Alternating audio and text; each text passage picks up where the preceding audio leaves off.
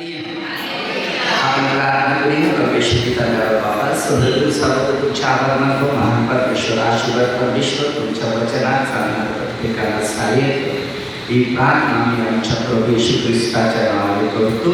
आमेन. Hallelujah.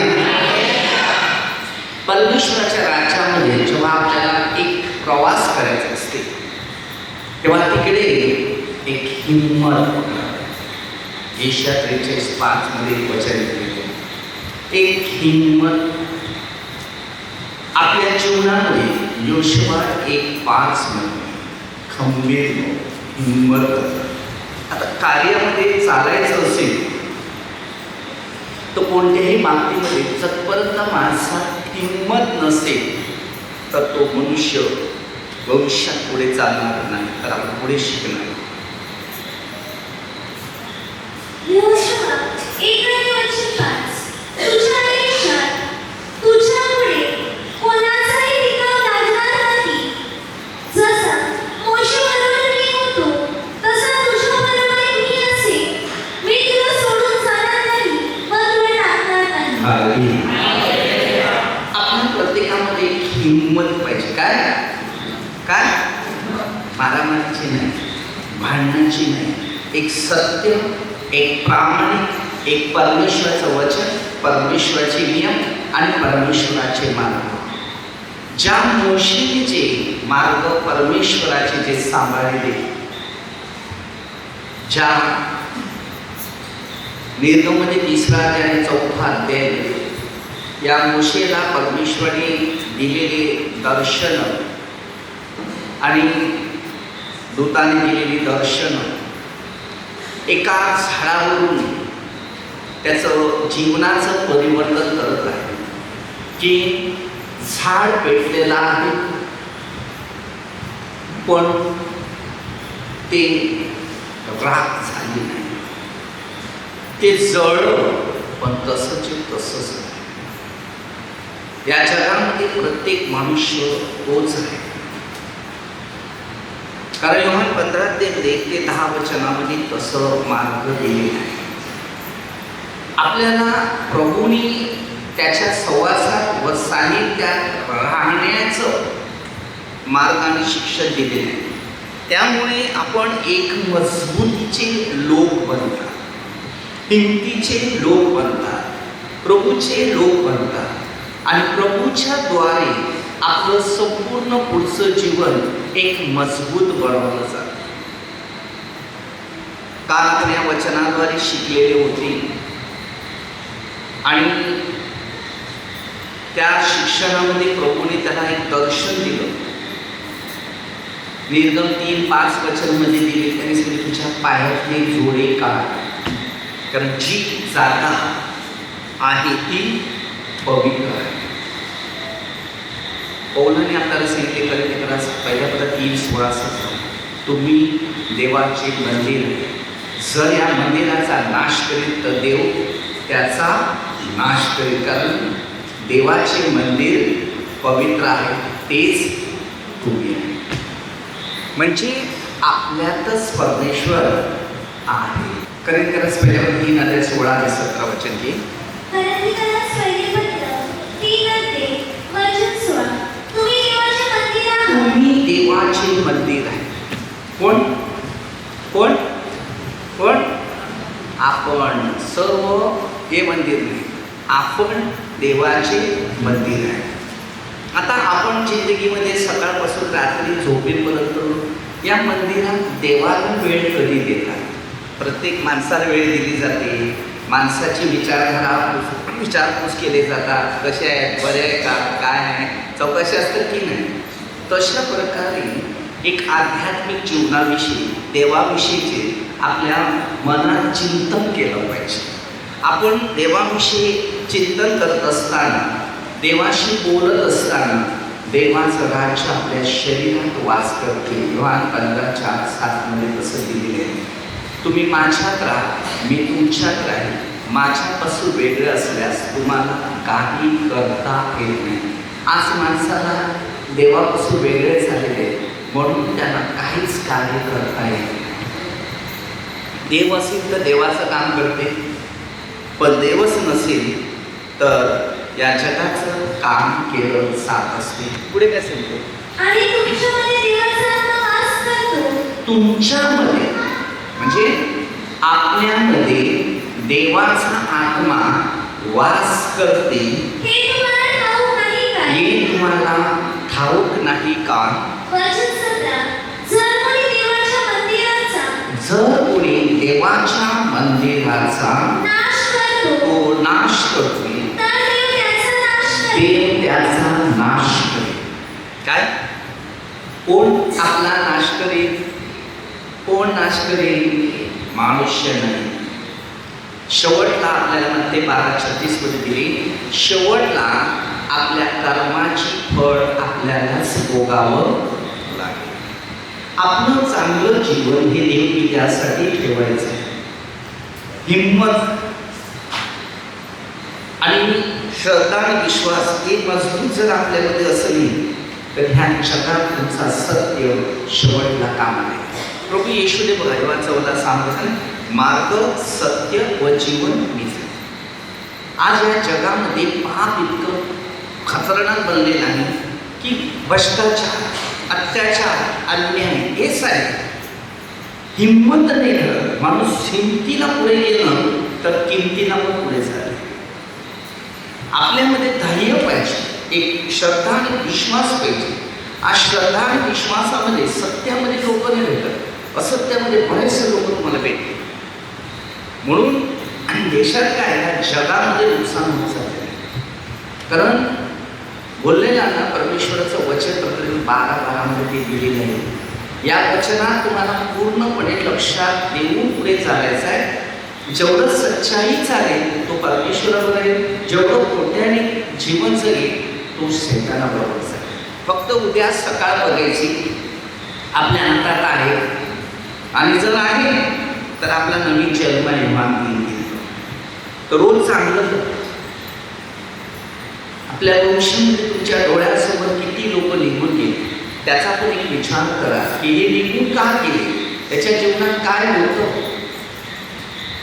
कारण ज्यांनी योहान 15:1-10 वचन वाचलेलं असेल ना तो देवाच्या मागे राहील, पण जो देवाच्या बरोबर नसेल तो त्या वचनानुसार त्याप्रमाणे भेटला असेल.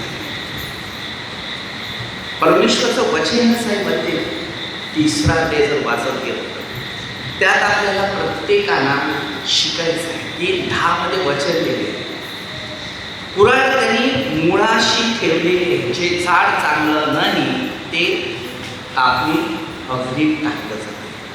त्यांनी दाखला आपल्यासाठी दिलेला आहे की आपण जर चांगलं कार्य हे कृत्य केलं नाही तर आपल्याला परमेश्वर उचलून फेकून टाकेल. आपल्या जीवनात प्रसंग येतात, दुःख येतात, आजार येतात, टेन्शन येते, मानसिक तणावामध्ये अस्वस्थपणा येते.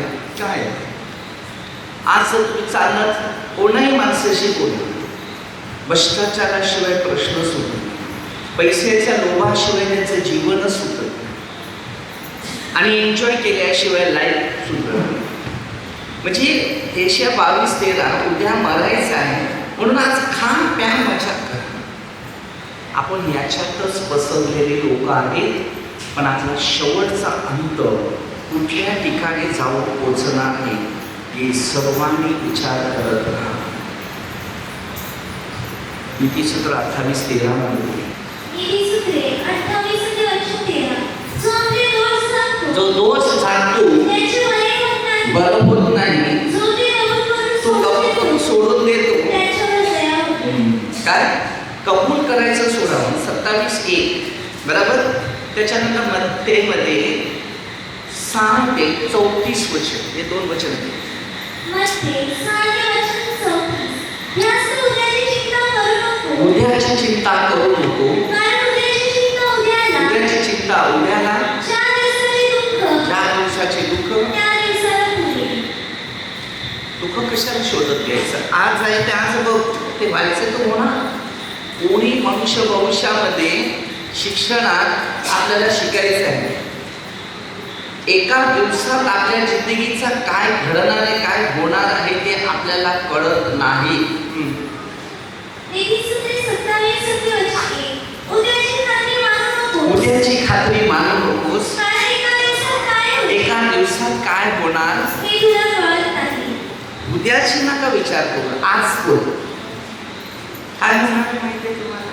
माहिती आहे नाही, कोणालाच माहिती नाही. म्हणून आपल्याला माहिती याच्यात लिहिलेल्या आहे पवित्र शास्त्रामध्ये, पवित्र आत्मा आपल्या प्रत्येकाच्या जीवनामध्ये राहिलाच पाहिजे. आपलं विचार स्वतःचे आपण आत्मपरीक्षण केलं पाहिजे. कुठल्याच गोष्टी जोडीला येणाऱ्या नाहीच. हे जग शून्य आकारात आणलेलं आहे आणि कधी पण आपली वेळ येईल त्याच्यात आपल्याला प्रवास करावा लागेल. म्हणून त्या प्रवासामध्ये जर तुम्हाला पुढे जायचं असेल तर परमेश्वराच्या राज्यात पहिलं तुम्हाला स्वर्गीय राज्याचा विचार करावा लागेल की माझा प्रवास कुठे गेला पाहिजे, स्वर्गात किंवा या अधोलोकात. हे मंदिर आपल्याला शोधून काढायचं आहे की खरं मंदिर आपलं कुठे आहे आणि देवाने आपल्यासाठी कोणत्या योजना दिल्या. आपण कधी कधी बघ खोटा व्यवहार करतो, खोटं करतो, चोरी करतो, लबाडी करतो, भांडण करतो, द्वेष करतो, लोकांची हडपून खातो. पण आपल्या पोराबाळांसाठी जर आपण जे चूक करतो त्या प्रभूने काय सांगते, यरूशलेमच्या कन्यांनो माझ्यासाठी रडू नका, तुमच्या मुलाबाळासाठी रडा. आता हे मुलाबाळासाठी रडण्याचं काम काय की आम्ही जर चांगलं केलेलं नसेल तर आमच्या मुलाबाळांना हे भोग लागणारच आहे. कितीही खोट्याचा आणि कितीही वाईटाचा जेवढा आपण चुकीचा कर्माचा फळ घेणार तर आपल्या मुलाबाळासाठी ते विशेष धोक्याचं काम होणार. आदरणीय अनुवाद अध्याय 11-18 पासून वचन दिलेले आहे. मुलांना काय शिकवा. अनुवाद 11 वचन ऐका. म्हणून तुम्ही माझी ही वचने आपल्या ध्यानामध्ये साठवून ठेवा. ती चिन्हांतरावर आपल्या हाताला बांधा आणि आपल्या डोळ्यांच्या मध्यभागी कपाळपट्टी म्हणून लावा. आपल्या मुलांना काय करायला शिकवतो आणि आपण काय शिकतो आणि आपण काय शिकायला लागतो त्याच्या ध्यानात आणि मनामध्ये देवाविषयीचेच विचारधारा आपल्या मनात आले पाहिजे. ऐक शिक्षण आहे आणि ऐक शिक्षणामुळे मनुष्य पृथ्वीत कमजोर आहे. लोक काय विचार करतो माहिती आहे का, सत्याबरोबर चालत नाही, असत्याबरोबर चालत. अरे सत्याला उशीर होता. आज एखादं गरीब असला तर आपण त्याची चेष्टा करतो, निंदा करतो, नफरत करतो, द्वेष करतो. त्यांना वाटते की आम्ही खूप पुढे जावं, परंतु त्यांची काही आर्थिक परिस्थितीला ते कमजोर पडतात. पण जेव्हा आर्थिक परिस्थितीमध्ये कमजोर पडल्यावर जो विश्वास धरून पुढे जातो तेव्हा तो शेवटच्या निर्णयापर्यंत तो पुढे जातो. ही दुनिया कशी आहे माहिती आहे का, निंदा, तिरस्कार, अपमान, छळ हे आहेच. हे जिंदगीमध्ये सर्वांच्या पाठीमागे आहे. पण हिंमत मात्र हारायची नाही. मी हिंमत हारला नाही. बालपणापासून मी ते डिसिजनच घेतो राहिलो, मला कोणतरी बनायचं आहे, कोणतरी मी बनणार. परमेश्वराने बनवता बनवता त्याच्या जागेवर आणून बसवलं. आदरणीय जे निर्णय असतात, जे डिसिजन बोलतात तुम्ही, निर्णय घेतात ते ठाम घ्या की मला पुढे जायचं. मग लोकांना बघू ना, लोकांना बघायला गेलं, लोकांचं सांगायला ऐकायला लागलं तर तुम्ही कधी भविष्यात पुढे जाणार नाही. पुढे गेलेले असेल तर वरून खाली येते. कारण ही दुनिया अशीच आहे, चढवणार पण आहे का आणि तुम्हाला खाली पण. आपले स्वतःचे निर्णय ठाम. येस, आपल्यामध्ये परमेश्वराचे मार्ग. आता जे निर्णय होते, हिंमत होती, त्याप्रमाणे आपण चाललो म्हणून ते पुढे गेलो. आईबापाचा आश्रय, सपोर्ट, आईची जास्त प्रार्थना, डिसिजन निर्णय, बस. आपल्या सर्वांना पहिली प्रार्थना पाहिजे. आणि प्रार्थना जर चालू असेल तुमची तर तुमचं कुटुंब, तुमचे मुलं बाळं सगळे पुढे जातील. ती कधी थांबणार नाही ना, कधी कमजोर पडलेली राहणार. आपल्या घरामध्ये आळसपणा सुरू झाला तर भविष्यात प्रगती होण्याचे विषय सोडून द्या. आळसपणा कधीच ठेवायचा नाही. मेहनत करत राहायचं, कष्ट करत राहायचं, एक परिस्थितीमध्ये सामोरे जायचं आणि गरजवंत आहे त्यांना मदतीचा हात पुढे करायचा. खूप फायदे आहे. हल्ली कसं चाललं माहिती आहे का? गरिबांना तुच्छ लेखतात आणि गरिबांना नष्ट करायचे लोक विचार करतात. तसं नाही होऊ नये. का ज्या परमेश्वराने माणसाला गरिबी आणि श्रीमंत हे परमेश्वराने दिल्या आणि श्रीमंत माणसाला त्याला सांगितले की गरिबाला थोडा हिस्सा द्या.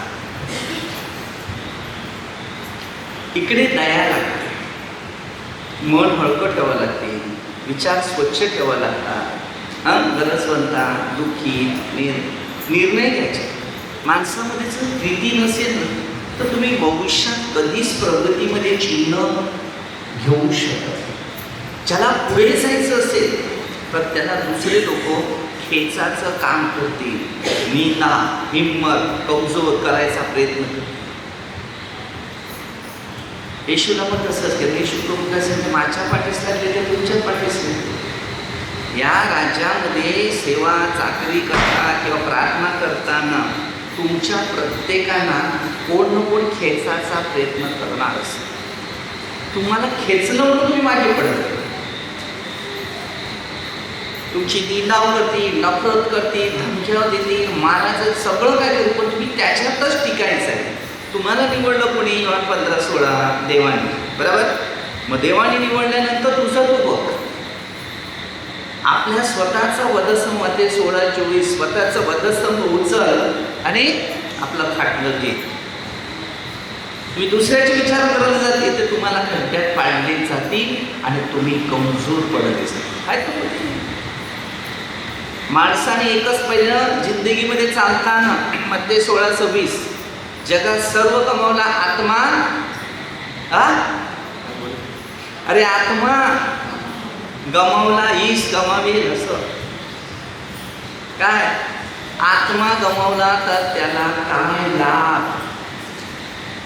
जिंदगीमध्ये आपल्याला आत्माच पाहिजे. योहानमध्ये 4:24 मध्ये एक पापिस्ती होती, तिला शिकवत होता. हालेलुया.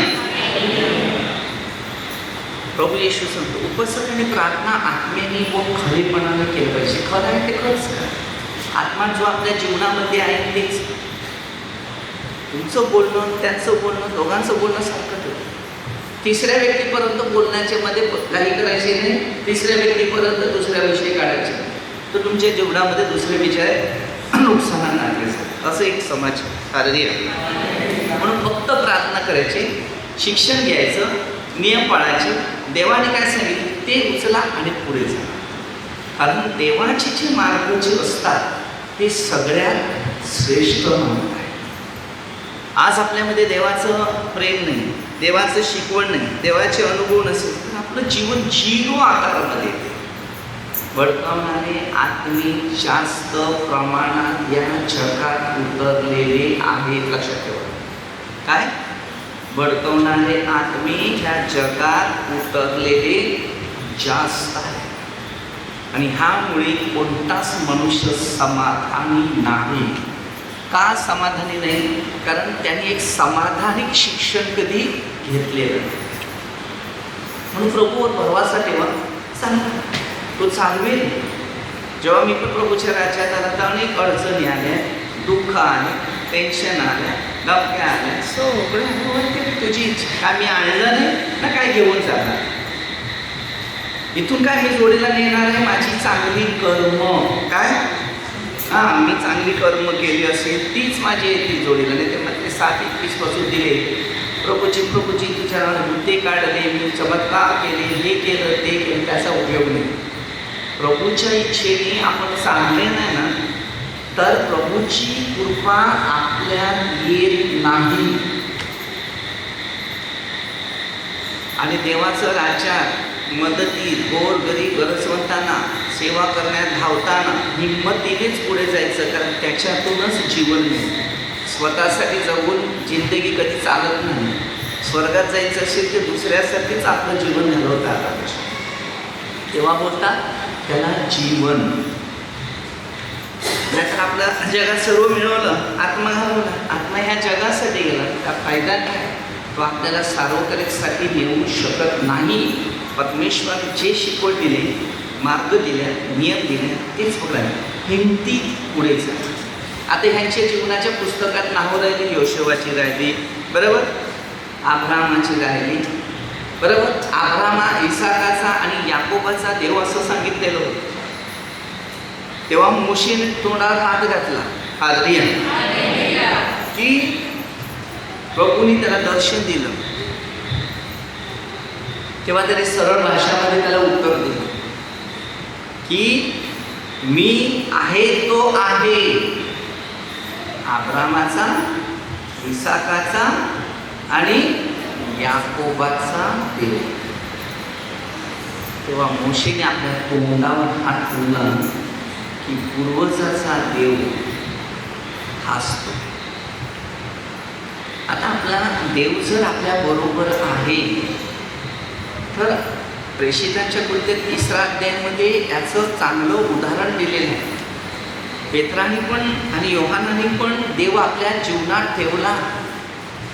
शिष्यानं तो काय सांगत होता, तुम्ही माझा शोध इथे तिथे का करतो, मी तुम्हामध्ये आहे. तर त्यांना ते पवित्र शास्त्र समजलं नव्हतं. जेव्हा प्रेषितांच्या कृत्यात 3 अध्यायामध्ये ना पेत्रांना योहानाला ते समजलं, कारण त्याने काय सांगितलं, उत्पत्ती 2:7, मी तुमच्या नाकापुढे जीवनाचा श्वास दिला तेव्हा जीवधारी प्राणी झाला. काय जीवधारी प्राणी झाला. आता त्याने जीव काढला तर प्रयत्नाने मयच झालं. जेव्हा 10:17-18 प्रभू येशू काय सांगतो, माझ्या पित्याने माझ्या हातात दिलेले आहे श्वास देणं आणि घेणं. कारण मध्ये 11:27 त्याने ते सांगितले की माझ्या पित्याने माझ्या हातात सर्व काही अधिकार दिला. मग हे जे परमेश्वराने आपल्याला दिलेला भाग आहे तो आपण सोडायचा नाही. आपण काय बघतो, हे जग, हे जगाचं पाप, हे जगाचे मोह, जगाचे शिक्षण काय काय आहे त्याच्यात पूर्ण गुंततात, पण समाधानी नाही. या जगात एक सच्चाई, एक प्रामाणिक आणि एक विश्वासी आणि गरजवंताच्या गरजा पूर्ण करणारी व्यक्ती पाहिजे. या जगात फार कमी लोक आहेत की येऊन, आणि जे काही लोक आहेत पण ते फक्त काय करतात, ते स्वतःच्या पैशाने नंद्यावर विचार करतात. मग त्याला लाईफ नाही बोलत. ती आपल्या जोडीला येणार नाही वस्तू ना ते. आता एखादा गरीब आहे, एखादा दुःखी आहे, एखादा टेन्शनमध्ये आहे, एखादा मानसिक तणाव, एखाद्यामध्ये अस्वस्थ आहे, एखाद्याच्या गरजा काहीतरी पूर्ण करायचं आहे, ते आपल्यामध्ये तेवढं धैर्य असलं पाहिजे की मी हे करतो. आज जगात एवढा मोठा भ्रष्टाचार चाललेला आहे की ज्याकडे पैसा असला तर तो आपल्या स्वतःचाच प्रॉफिट करतो. स्वतः करता करू नका, तुमच्या नावावर करा दुनियाच्या गोष्टी, पण लोकांसाठी करा. आपल्या स्वतःसाठी येणार नाही ते ठेवून काय. जिंदगीमध्ये मी एक शिकले, जगात सर्व कमवलं, आत्मा. आपण कोणाकडे पाणी नाही, चहा नाही, नाश्ता नाही, जेवण नाही, खाय नाही खाऊ शकत. आपलं स्वतःचं जे आहे ते खा आणि गपचूप करा. कारण देवाचे जर नियम पाळायचे असतील तर तिथे मोहाचे नियम नाही पाळायचे. भूक सगळ्यांना लागलं तर दुकानात पैसे असेल ते घ्यायचं, मग खायचं, कारण त्याच्यात फायदे आहे. कारण पहिल्यापासून मला एक सवय, चणी आणि शेंगदाणे ते खायचे ना, पाणी प्यायचं का पोट. आता दुकानात एवढं पडलेलं घेऊन येतात. आरबीआय जो तुम्ही जेवढा त्याग कराल ना तेवढं तुमच्या पायथ्याशी देऊ. जेवढा मोहावर विजय मिळते त्याला परमेश्वर देतो. त्याने स्वर्गीय बापाने एक स्वर्गीय बापाची प्रार्थना म्हणते 6:9 शिकवली प्रभू येशू ख्रिस्ताने आपल्या शिष्याने की आम्हाला मोहात पडून देऊ नये. हे जे मोहात पडतात ना त्यांना लालच असते, ते पाहिजे ते पाहिजे, त्या कोणीच मनुष्य सुखी राहत. आपल्याला रोज वाटते तुम्ही आज दिवसातून कोणाला सुद्धा एक घास दिला नसेल रे, एक माणूस तरी तरसता असेल, थोडासा बाहेर गेलं असतं तर काहीतरी त्याला खायला दिलं असतं. जेव्हा ह्या बाहेर उतरतात तेव्हा आपल्याला काहीतरी कळते की चल, एखाद्या पाण्याची बाटली दिली असती, एक बिस्किट दिलं असतं तरी त्याला समाधान झालं असतं. अगदी या काळामध्ये आपल्यामध्ये फार कठीण दिवस येत झाले. म्हणून जेवढे संकट येतात ना, त्या अगोदरच, संकटाच्या अगोदरच आपण देवाकडे जास्त वेळ घालवायचा. माणसाकडे जास्त वेळ घालवू नका. आणि जेवढी तुम्ही माणसाकडे वेळ देणार ना, तेवढी तुमच्या डोक्यावर टेन्शन, मानसिक तणाव वाढणार. रात्री झोपून नाही देणार. म्हणून परमेश्वरी पृथ्वीवर आपल्यासाठी संपत्ती साठवायचं बंद केलेलं आहे. म्हणजे 6:19 ते 21 वचनामध्ये घ्या आणि आपल्याला एक श्रद्धा आणि विश्वासाचं जीवन पुढे चालवायचा प्रयत्न करा.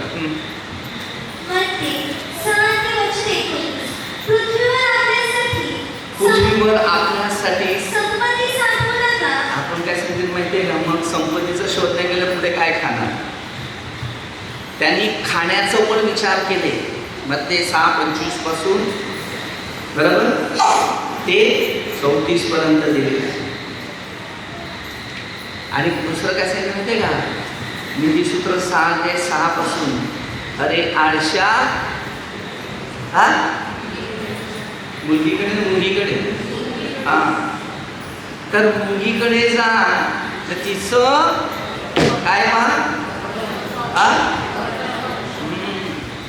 ती वजन, तिच्या वजनापेक्षा तिचं पाठीवर वजन जास्त असते, एवढी कमजोर असते. हां, ते परमेश्वरानेच बनवलेले. हालेलुया. कधी कधी एमर्जन्सीला भूक लागल्यानंतर मला वाटते काहीतरी खावं, तर मी माझ्या रूममध्ये मी ते ठेवलेलं, पण मला ते तिकडे प्रार्थना करते ते म्हणजे तिथे खायला आवडत नाही. म्हणजे की देवाचं स्थान तिथे मी देतो तिकडे हे नाही, तर ते खाऊ तिकडेच ठेवतो. तर सगळ्या मुंग्या आल्या आणि त्या कोणत्या माहिती ना, चावतात त्याच. अख्खी मिरवणूक चालू आहे. काय करायचं? हालेलुया. बापरे. तर बरं आता काय खाऊ? ते मी घेतलं ते डस्टबिनमध्ये टाकलं, तुम्हीच खा बरं. मग रात्री प्रार्थना करायला सांगितलं, देवाला सांगितलं त्यांना खायचे तेवढं खाऊ दे आणि त्यांना सगळ्यांना इथून जाऊ दे, कारण त्या रूममध्ये त्यांना नको.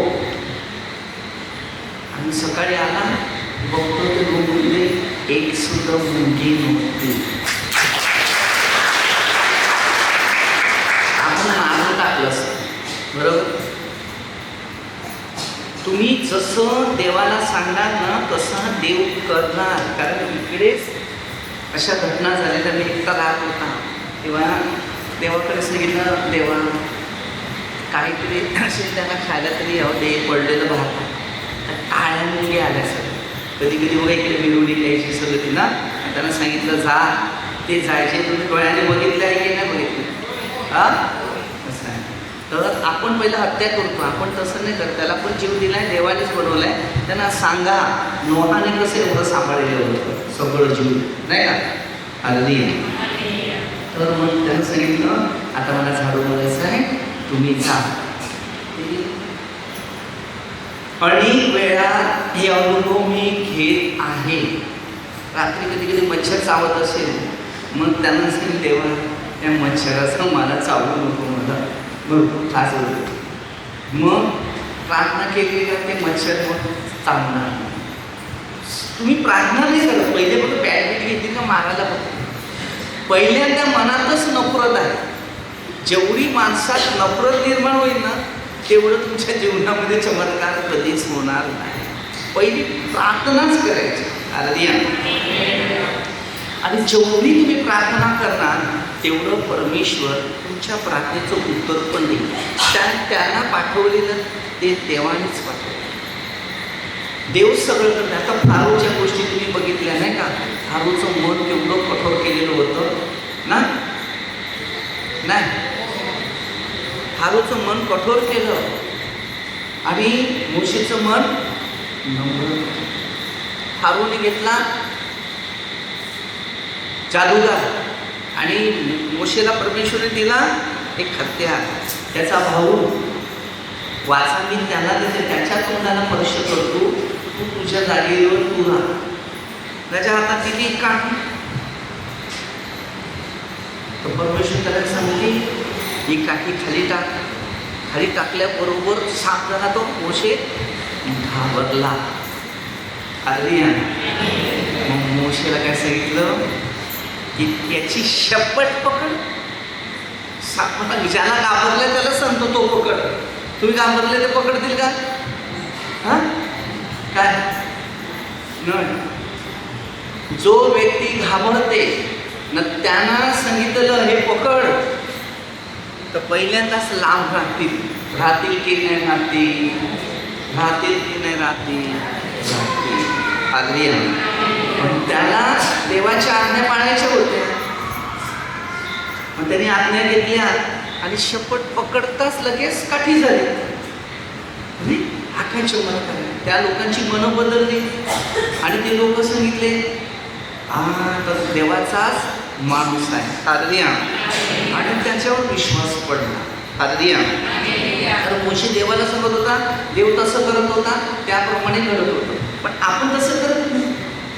एक दिवस ना छोटंसं एक मुलगी काय काय आम्ही असते काहीतरी हां, तर ती आम्ही इकडे सगळे जेवायला बसलेली आणि महिमा त्याला भरपूर घाबरायची, किंकाळ्या घालायची. एक दिवस मी बघितलं कुठे काय ते सांगते मार्गी उंदरी फिरते त्यासाठी. छोटंसं हिला घाबरणार तापे घेतो ना पोरांना लागेल सगळं. हां ते जेवायला बसले तिकडूनच गेलं ते. मग देवाला कसं केलं, देवा हे बघ त्याला मी मारील नाही, कारण इथे जेवायला बसले जिथे गेले ना तिथून एखादं पोरे घाबरते. ते परत रिटर्न आला, तिथून परत आला तर मी काय केलं ते पहिला पकडते ना बाहेर येते, ते पकडायला गेलं की तिथेच म्हणजे मेलं. मग थोडंसं जीवन त्यांना माहिती. तर मग तिला महिमाच्या हातात दिलं, बाबू एक तिला हिंमत दिली की देवाची पण योजना अलग असतात की नाही. त्यांना एक हिंमत दिली हातात पकडलं हलवलं लागेल. म्हणजे आपण जसं करीत मोशेने पण तसं केलं, घाबरला पण नंतर हिंमत दिली तर हिमतीमध्ये काठी घेऊन त्यांनी फारोच्या गुलामगिरीची लोकांना बाहेर काढली. एवढं पावर होतं आहे का आधी. मग असं जात असताना ते नालीला निघाले असं ते पकडलं कसं लक्षात ते गेलो वर गेलं ना माझ्याच अंगावर पडले ते खाली पडलं. मग परत पकडलं ते खिडकी जवळ आणलं, मग मी पकड तिथे तर पकडलं, तिने पकडलं जिवंतच. हां सांगा मग म्हणजे एक हिंमत दिली की घाबरू नका काही होणार. तर ते आपल्याला जर एक धैर्य असलं आणि हिंमत असली तर परमेश्वराच्या राज्यात मनुष्य पुढे जात असतो. कारण भीती माणसाला कमजोर करते. मी लहानपणापासून एक शक्ती अशीच आहे की देवापासून सगळ्या गोष्टीचा अनुभव घ्यायचा. काही पकडला तरी परमेश्वराच्या इच्छेने सर्व काही क्लिअर करतो. जीव घ्यायला ते भाग करतो, म्हणजे त्यांना मारायचं. आद्रिया परमेश्वराने दिले. एक झाड सुद्धा मारायला मी खूप हे करते, म्हणजे मारायचं नाही, तोडायला पण मी तोडणार नाही, तर तोडून पण ठेवणार नाही. कारण जेवढी फळं झाडाला झाडं आहेत बघा फळं, मी त्यांना सांगते की हे तोडू नका. कारण का आणि ते तोडलं नाही पण खाली जमिनीपासून आंबेवर जाते आले की नाही. असं नाही, परमेश्वराने दिलेलं आहे ते आपण त्याचा वापर करावा. हालेलुया. म्हणून लहान असताना काय आपण केली, परंतु काही वर्षानंतर आता गेल्या वर्षामागे पासून थोडे विचार करत राहिले त्याच्याविषयी की जीव विनाकारण कुठलं तर केलं. तर आपण काय करायचं, पहिलं पवित्रता कसं बनायचं, चुका झाल्यानंतर पश्चाताप कसं करायचं, पाप खाली कसं करायचं. आणि जर जेवढी पापामध्ये स्वच्छता राहतील म्हणजे काढून आपण क्लिअर होतील तर तुमच्या जीवनात जे पाहायचे ते येईल. पाप काय असं ते रोज भांडण केलं, मारामारी केली, चोरी केली, काही केलं, एक शब्दापासून, बोलण्यापासून, चालण्यापासून, वागण्यापासून, डोळ्यापासून, आचार विचार सगळ्या प्रकारचं विचार करत बसायचं. स्वतःचे 4 आणि स्वतःचे 32-5 मनात कबूल करत. सत्य तुम्हाला हमेशा शक्ती. एखाद्या व्यक्तीला वाटते खोटं बोललं तर सांगतं काय फरक पडते, त्याला करावंच नाही. तुम्ही जेवढं खोटं करून आपल्या घरात किंवा इतर लोकांना देण्याचा प्रयत्न करतो ते विषाचा प्याला करतो. आपलं भविष्य आपण बरबाद करतो. आपलं सार्वत्रिक जीवन आपल्या हातात राहत नाही. परमेश्वराने आपल्यासाठी योजना, मार्ग, शिक्षण, नियम, विधी ज्या दिलेल्या आहेत त्याचा वापर आपल्याला परमेश्वराने दिलेलं ते करायचं. कारण प्रार्थना म्हणजे एक जीवन आहे आणि प्रार्थना म्हणजे एक माणसाला शिक्षणाचा अर्थ आहे. आता तुम्हाला जर अर्थ समजला तर तुम्ही पुढे परमेश्वराच्या राज्यात चालणार आणि परमेश्वराच्या नियमाप्रमाणे तुम्ही आपलं भविष्य प्रत्येक व्यक्ती आत्मिक शिक्षणाद्वारे चालवणार. म्हणून पहिलं शिक्षण घ्या विश्वास, क्षमा, दया, प्रीती, शांती. आपलं मन स्वतःचं स्वच्छतामध्ये आहे. मन स्वच्छ असेल तर देवाचं राज्य आपल्यात येईल. म्हणून हिंमत करा, खंबीर व्हा, परमेश्वराचा मार्ग शोधून काढा. पवित्र आत्मा तुम्हाला शक्ती देईल. आपण छोटेसे प्रार्थना करूया. हे परमेश्वर पिता, दयाळू बाबा, सुंदर दिवसाबद्दल तुझे आभार मानतो. महान परमेश्वर, आशीर्वाद परमेश्वर, तुमच्या राज्यात आम्हाला सहाय्य कर. तुमच्या राज्यात आम्हाला सहाय्य कर. ही प्रार्थना आम्ही आमच्या प्रभू येशू ख्रिस्ताच्या द्वारे करतो. सर्व मित्र, आमदार लोक, सरपंच, सर्व पोलीस लोकांचा आशीर्वाद प्रार्थना येशूच्या नावाने करते. हालेलुया.